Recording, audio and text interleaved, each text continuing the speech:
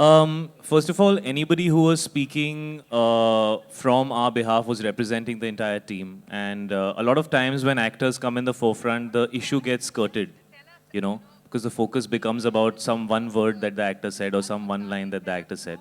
And so it was a team decision for certain individuals who will be able to represent this issue the best. I think me and Alia are still new to this whole censorship issue. There are a lot more people who've had to deal with it for a longer period of time. And there were people who were far more experienced and probably had to go through this struggle many times before. And they were a lot more evolved. Having said that, Mr. Kashyap has just arrived. They were a lot more evolved and had a much larger understanding of this issue.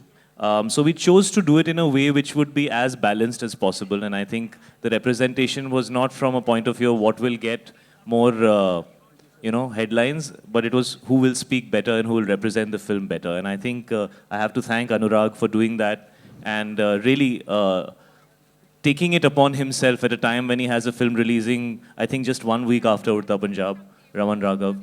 And it's a very busy time for a filmmaker. And I think it was very, very selfless on his part. And I want to remind people about the fact that, 1 month before the release of a film is an unbelievably tiring, stressful, scary for the entire team. People are running from one end to another just to get the film ready in time, to book your theaters in time, to make sure that your mixing happens, to make sure that your dubbing is done, to make sure that your promos are running in time, to make sure that you're being able to promote the film correctly. People are aware of it.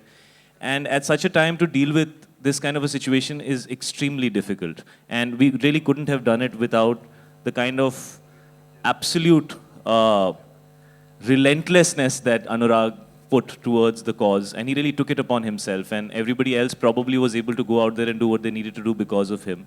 Having said that, I think I have complete... Sir, मैं खत्म कर लूँ, फिर मैं आपका भी.